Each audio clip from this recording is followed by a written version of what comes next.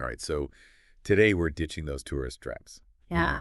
Oh, yeah. The those crowded piazzas, those endless queues for like all the, Right. the typical tourist attractions. Yeah.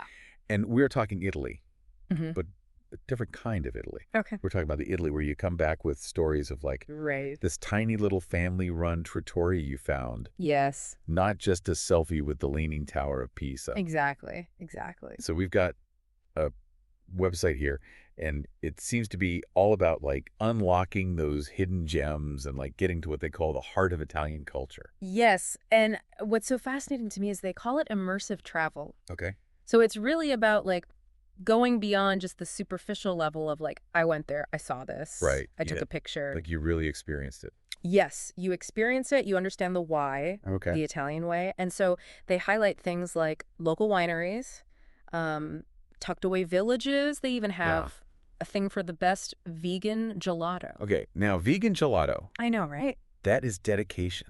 Right. Like, I am here for that. Yes. But seriously, this sounds perfect for like someone who wants to experience Italy like a local, Yes. you know? Yeah, 100%. And not just as a tourist, just like checking things off a list. Yeah. What else is on our list? What's Mhm. next? What can we check off? What else did you find in this immersive travel guide? Oh, okay. So they have a really cool thing on discovering hidden corners of Tuscany. Oh, cool. And they focus on this one village that's known for its traditional pottery, and it just seems like this place that is untouched by mass tourism. But they go beyond that. They don't just say, like, go here. Right. They also talk about how to engage with the local community respectfully, Yeah, which I think is such a crucial aspect of this whole immersive for sure. experience. Especially like you're saying, in a place that's not used to tons of tourists coming in. Right. It's like being mindful of their way of life. Yes, And like how, we can go and experience it. be a part of it. Yeah, Not just observe it, but actually be respectful when we're there. exactly. Yeah.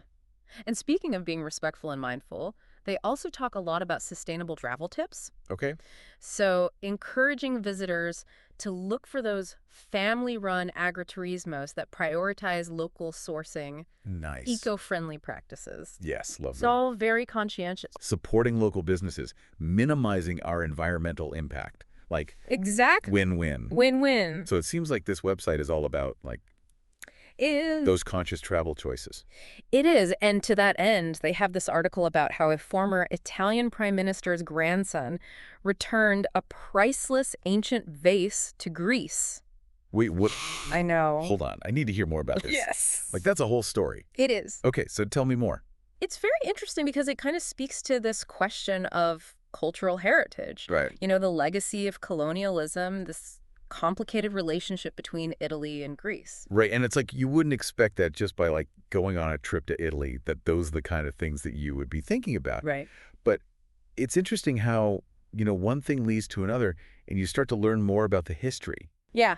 and like the background of all these places. And it just pops up in these like unexpected ways. Totally. It really is like you're peeling back these layers of history as you go. Okay, so we've got these like immersive travel guides. Yes. Pointing us towards, Yeah. authentic experiences. Yes. But what about something like tangible?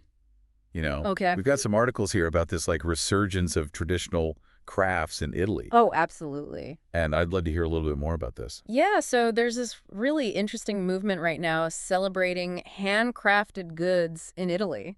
Okay. So think like exquisitely crafted leather from family-run workshops in Florence, or ceramics that are made with these techniques that have been passed down like through generations in Umbria. It's amazing to think about, those skills being honed over literally centuries. Right. In a world of mass production. To have something handmade, something unique, Yes, it feels even more special. absolutely. It's like you're owning a piece of history and artistry. And it's not just about the object itself, right? It's about the stories that they tell. Oh, for sure. Because these crafts are so intertwined with the cultural fabric of Italy, and for travelers to seek out these artisans, it's like a window into the soul of the country in a way. Totally. So it's like instead of just buying a souvenir, from some random tourist shop, Right. you could meet the artisan, Exactly. hear their story, Yes. understand like the passion behind their work. Mhm. Like that just elevates the entire experience. Yeah. It transforms it completely from just a purchase to like a cultural exchange. Right. It's a connection with the heart of Italy. I love that. And then for the artisans, this like renewed interest helps them preserve their traditions, Right. pass them on to future generations. Yeah, it's like this beautiful cycle It's of, cultural preservation Yeah, fueled by travelers who are seeking these authentic experiences. absolutely. So do these immersive travel guides like point you towards these artisans? Yes, many of them do, because they understand that that's what travelers want right now. Right. They're looking for these off-the-beaten-path experiences. Yeah. So they might recommend a specific leather worker who's known for their traditional techniques, or a family-run ceramics studio that's tucked away in some hillside village. I'm already picturing myself like wandering through this sun-drenched workshop, like Yes. learning the secrets of leatherworking or like glass blowing. It's amazing. And you know what? They also emphasize the importance of embracing spontaneity. Oh, okay. I like where this is going. Yeah. Tell me more about this spontaneous approach. So it's about being open Okay. to those serendipitous encounters that happen when you travel. Okay. So like striking up a conversation with locals at a cafe, Hmm. asking them for recommendations. Maybe you're just like following a winding road to see where it leads.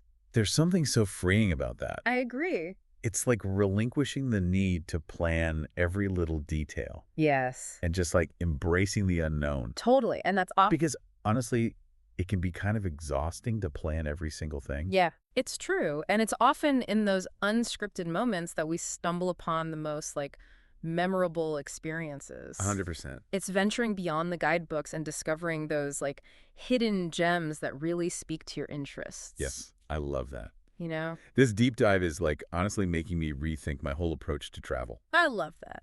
Okay, so we've got immersive guides, we've got artisan workshops. What other like sensory delights await in this stack of like Italian adventures? Well, we haven't even touched on the culinary landscape yet. Ooh. There's this really captivating article in here about the role of food festivals in Italian culture. Okay, you had me at food festivals. Right. Because I feel like it's like the essence of a culture It is. distilled into its most delicious form. 100%. So what kind of festivals are we talking about here? So these aren't just your average street fairs. Okay. We're talking celebrations of regional specialties, Oh, yeah. each with its own unique flavors and traditions. I love that. For instance, there's a festival in Sardinia that's dedicated entirely to Bottarga. Bottarga. Yes. Okay, I'm going to be honest. I have no idea what that is. So Bottarga is a delicacy of cured fish roe. Okay. It's a taste of the sea that's been enjoyed in Sardinia for centuries. Wow. So imagine you're surrounded by all these locals. Mm-hmm. The air is filled with this like aroma of the sea. Oh, yeah. The sounds of traditional music, and Yeah. you're savoring this like very unique regional specialty.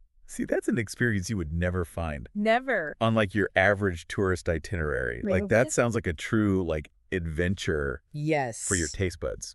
It is, and that's just one example. Wow. From truffles to tomatoes, wine to cheese. Italy is like this tapestry of regional flavors. Right. And these food festivals are just an incredible way to experience it. It makes you realize that a trip to Italy is like a full-on assault on the senses It is. in the best way possible. The best way possible. The colors, the aromas, Yes. the sound. The exquisite flavors. Yes. It's It's like immersive for your soul It is. as much as like your senses. 100%. And, that brings us to one last aspect of Italian travel I think you'll find really intriguing. Okay. The concept of slow travel. Okay, so I've heard whispers of this slow travel movement, Yes. but I admit I'm a little fuzzy on the details. Okay. Like, what exactly does it entail? Okay, so slow travel. Slow travel. It's about time we dig into this. Yeah. Yes. What's the philosophy behind it? So instead of racing through this checklist of must-see sites, Right. you pick like one region, maybe even just one town, Yeah. and you really like immerse yourself in the rhythm of life there. Yeah. So picture this.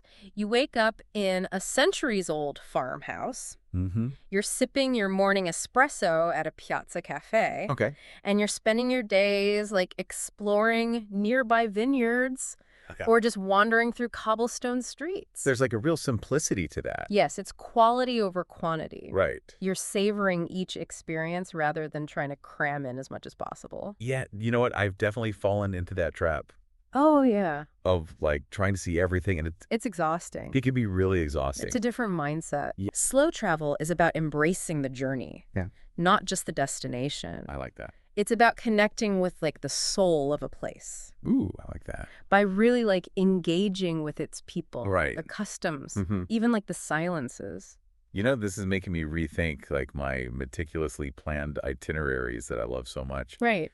There's something kind of nice about the idea of just like relinquishing control, Totally. and just embracing that spontaneity, being open to those like unexpected encounters that happen. Yes, because it's in those unscripted moments, those chance conversations with like a local artisan Mhm. or even a fellow traveler Totally. that we discover those hidden gems For sure. that really resonate with It's us. like you never know what you're going to find Exactly. unless you're open to it. 100%. Well, this entire deep dive has really been about like uncovering those like authentic Italian experiences. It has. From those artisan workshops to the food festivals to this like Yeah. idea of slow travel. It's like Mm. experiencing Italy like a local, not just a tourist. Yes, it's about peeling back the layers and like really discovering the heart and soul of this Right. captivating country. Yeah, sure. And it's about returning home not just with a collection of photographs, Right.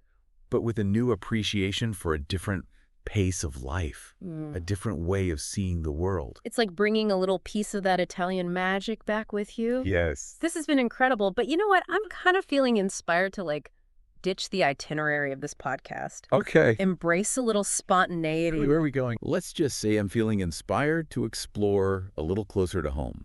Ooh, I like it. Who knows what hidden gems we might uncover Right. if we just take the time to look. Yes. And to our listeners, we hope this deep dive inspires you to discover your own version of Italy, Yes. whether it's a plane ride away or just around the corner. Love it.